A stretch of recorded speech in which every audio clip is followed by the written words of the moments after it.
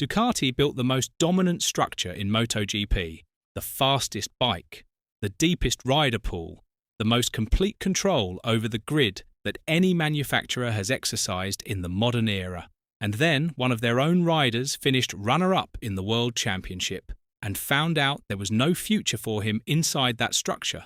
So what does it say about a system when delivering the second best result in the sport isn't enough to secure your place inside it? And what happens to a manufacturer when the machine they built to dominate starts producing problems they can't solve with pace? This situation matters because of what Alex Marquez actually did in 2025. He didn't have a good season. He had a great one, runner-up in the World Championship, consistent all season, delivering results that would have earned a factory contract at any other team on the grid. And all of that was built on one assumption, that performance inside the Ducati structure would eventually earn him a path forward. That is not an unreasonable thing to believe. It is the premise every rider enters a satellite deal on. Deliver results, earn progression. But when the market opened for 2027, the path wasn't there. Not because he had failed, because there was simply no room. How do you explain that to a rider who finished second in the world? And I don't think that distinction matters less just because it's structural rather than personal. The outcome is the same, but the implication runs deeper. Let's have a look at why the room disappeared, because the answer says more about Ducati than it does about Alex Marquez. We know for a fact that Ducati committed to Marc Marquez and Pedro Acosta as their factory pairing for 2027, and Fermin Aldeguer, a rider Ducati contracted directly, was already locked into VR46. So the seats were filled before the conversation about Alex Marquez even started. That is not a performance evaluation. So what is it? A numbers problem. 3 riders ahead of him in the queue, all under Ducati contracts, all taking up space that performance alone cannot create. Let's be clear about what that actually means. There is no lap time Alex Marquez could have set, no result he could have delivered. That would have changed the outcome. And I don't think Alex Marquez did anything wrong. But the story doesn't end there, because it is not just about the seat that wasn't available. It is about what happened while that seat was being filled.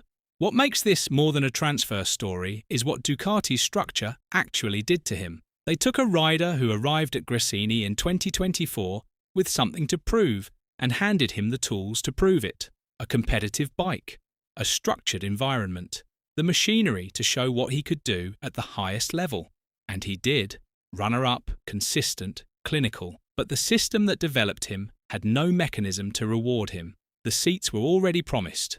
The path was already closed. And Ducati, who controlled the contract of the rider sitting in the seat he should have moved into, made a different call. So Alex Marquez did everything right inside a system that had already decided his ceiling before he reached it. We've seen satellite riders get stuck before, but this is different.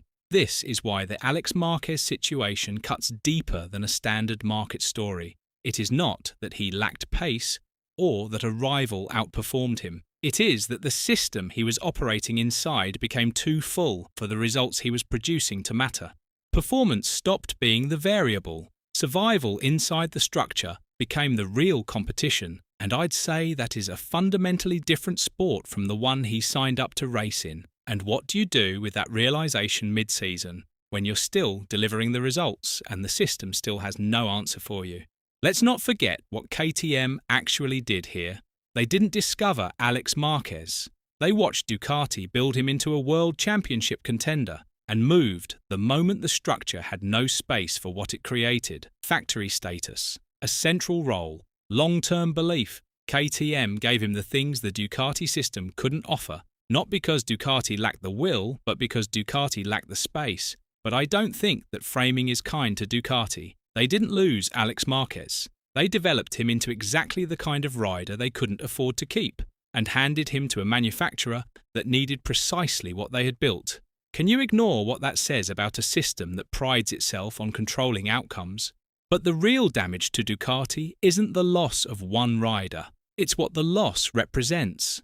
Ducati's structure works because talented riders believe that entering the ecosystem leads somewhere. Gresini, VR46. The satellite system, all of it functions on the promise that results earn progression. And more importantly, that promise is what makes young riders choose Ducati. But Álex Marquez just finished second in the world and left without a factory offer.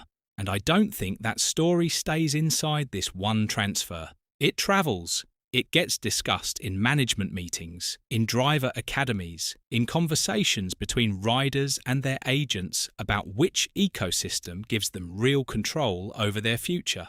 Every young rider watching the market right now is running the same calculation, and some of them are reaching a different conclusion than they would have 12 months ago. And, oh yeah, I almost forgot to mention, the riders Ducati develops don't disappear when they leave. They arrive at rivals race ready, technically refined, with 2 or 3 seasons of understanding built on Ducati's own machinery and methods. Álex Marquez walks into KTM not as a project, but as a finished product Ducati's system spent years completing. And the next time he lines up against a Ducati, he does it with every lesson the satellite structure taught him, pointed directly back at the team that couldn't find room for him. That is not a small thing.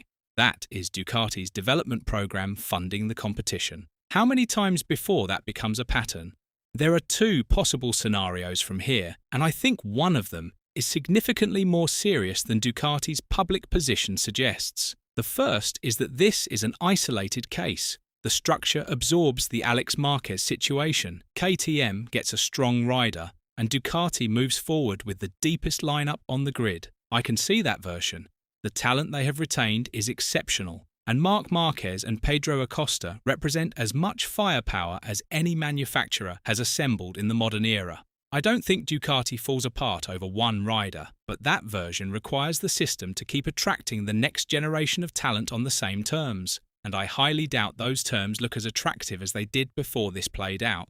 On the other hand, this is the moment the system's logic broke visibly. Young riders now have a data point they didn't have before, a runner-up who left without a factory future, and the next generation making decisions about where to develop their careers will factor that in. The question they are now asking isn't just, is Ducati the fastest bike? It is, does Ducati give me a real path? And those are 2 very different questions.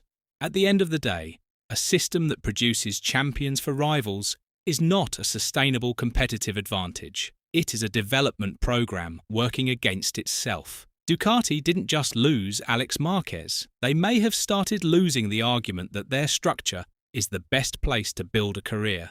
Álex Marquez didn't fail inside the Ducati system. He succeeded completely, measurably, by every metric that should matter. The system just had no answer for what he became. That is the problem Ducati cannot fix with a faster bike. Let us know in the comments below. And once you do that, make sure to click on the video appearing on your screen right now.